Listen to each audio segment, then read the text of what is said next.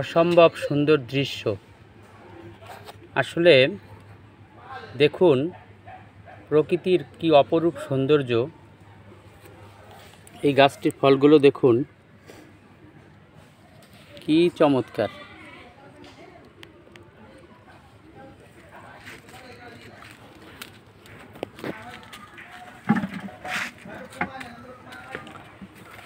আসসালামু আলাইকুম, garden friend channel থেকে আপনাদের স্বাগত জানাচ্ছি। আমি সোহেল খান।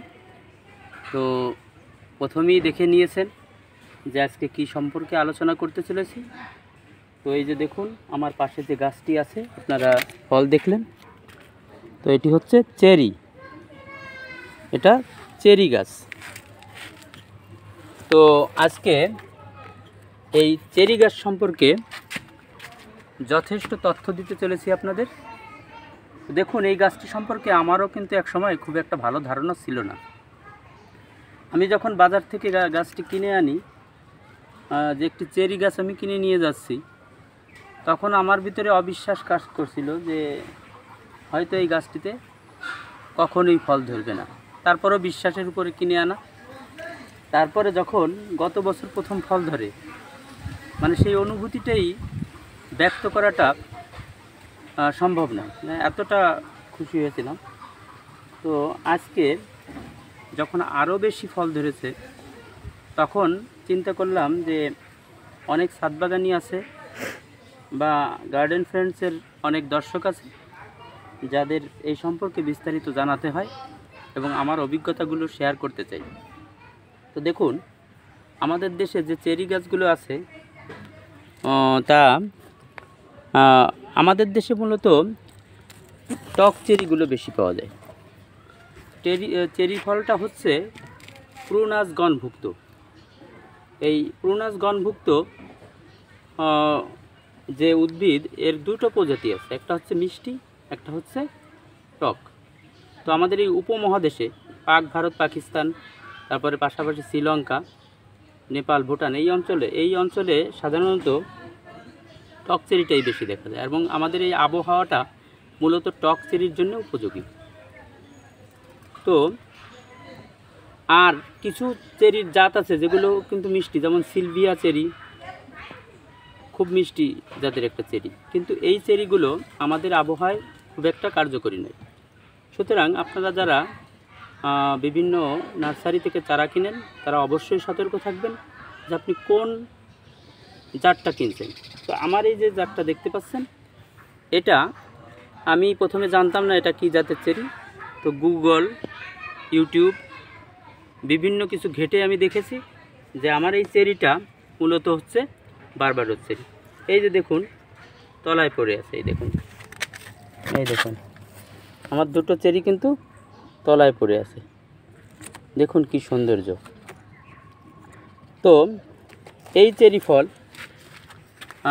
আমি আপনাদের খেয়েও দেখাবো যে মূলত এই চেরির স্বাদটা আসলে কেমন।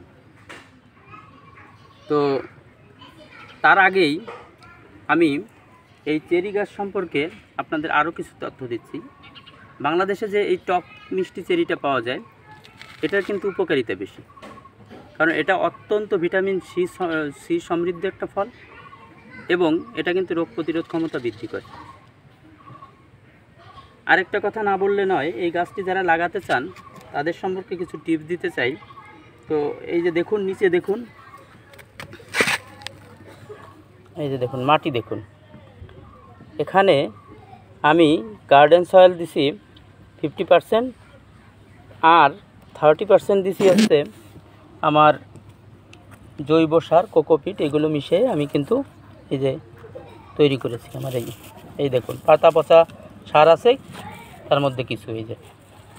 তো এবং এই গাছটির জন্যে একটা জিনিস করতে হয়, সেটা হচ্ছে এখানে সবসময় ময়েশ্চার অর্থাৎ ভিজা থাকা লাগবে। আমি কিন্তু রাত্রে যথেষ্ট পানি দিছি, এই যে এখন এই অঞ্চলে ভিজা আছে এবং এখন প্রায় 40 ডিগ্রির কাছাকাছি তাপমাত্রা, তাই হয়তো শুকিয়ে আসছে, কিন্তু আমি বিকেলবেলা আবার পানি দেব। এবং আপনার এই গাছটি সবসময় কিন্তু রৌদ্রোজ্জ্বল জায়গায় রাখতে হবে।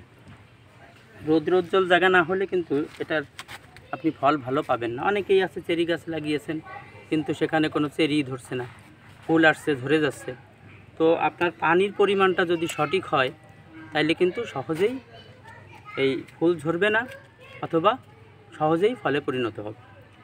তো আরেকটা কথা, যে আপনি এই গাছটা যখন লাগিয়েছেন মূলত আপনি এই গাছটার জন্য রাসায়নিক সার ব্যবহার করাটা প্রয়োজন হবে বলে আমি মনে করি না। কারণ হচ্ছে যে আমি আমার এই গাছটাতে কিন্তু কোনো রাসায়নিক সার ব্যবহার করিনি। আপনি যদি মাঝে মাঝে একটু মনে করেন যে সরিষার খোল ভেজা জল, আপনি একটু তরকারির খোসা পচা যে অংশ, এটা সপ্তাহে একদিন দিলেন। আবার কোনো সময় আপনার বাড়িতে অনেক ডিম দেখা গেছে কি যে ডিম খান, ডিমের খোসাগুলো যদি গুঁড়ো করে গোড়ায় দেন, তো এইভাবে নিজেই কিন্তু অনেক কিছু তৈরি করতে পারেন। আর নিম পাতার রস দিয়ে বানানো যে নির্যাসটা, সেটা ছিটিয়ে দিতে পারেন গাছে। তো এগুলো যখন করবেন তখন কিন্তু আপনার এই গাছ কোনো সমস্যাই থাকবে না। তো আমি এই চেরি গাছ সম্পর্কে আপনাদের জানানোর চেষ্টা করলাম।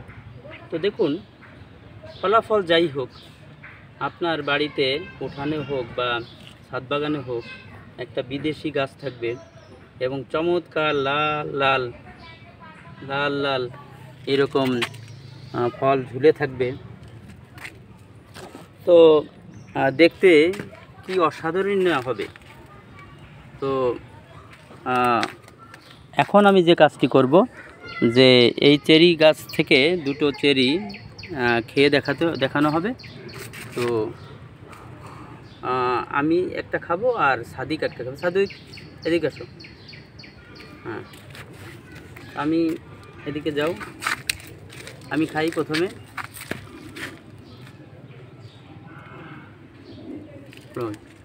এই দেখুন কি রসালো, ফলটা কিন্তু রসালো। এবং একটা কাজ আপনি করবেন, এই ফলটা কিন্তু পুরোপুরি না পাকলে যখন ছিঁড়ে পড়ে যাওয়ার উপক্রম হবে তখন খেলে কিন্তু প্রচণ্ড স্বাদ পাবেন, এবং অন্য সময় খেলে কিন্তু আপনার কাছে টক মনে হবে। আমার কিন্তু এই যে আগে খেয়েছি টক মনে হয়েছে, এখন কিন্তু মিষ্টির ভাগটা আমার বেশি মনে হচ্ছে। সাদিক খাও। ওদিকে কেমন লাগতেছে? ভালো। তো তোমার এই গাছ সম্পর্কে বলো, এই গাছটা তোমার কেমন লাগে? ভালো। ভালো লাগে? দর্শকদের কিছু বলবে না আমাদের গার্ডেন ফ্রেন্ড চ্যানেল সম্পর্কে? চ্যানেলটি ভালো লাগলে আপনার লাইক সাবস্ক্রাইব করুন। আচ্ছা, তো আজ আর বেশি বাড়াবো না। এই ফলটা আসলে মিষ্টির ভাগটি আমার আজকে বেশি মনে হচ্ছে, মূলত টক মিষ্টি ফল। তো গার্ডেন ফ্রেন্ডসের সাথে থাকবেন। আমাদের চ্যানেলের ভিডিওগুলো যদি আপনার ভালো লাগে এবং উপকারী মনে হয় তো প্লিজ সাবস্ক্রাইব করবেন এবং ভিডিওগুলো শেয়ার করে দেবেন। তো ধন্যবাদ। আসসালামু আলাইকুম সবাইকে।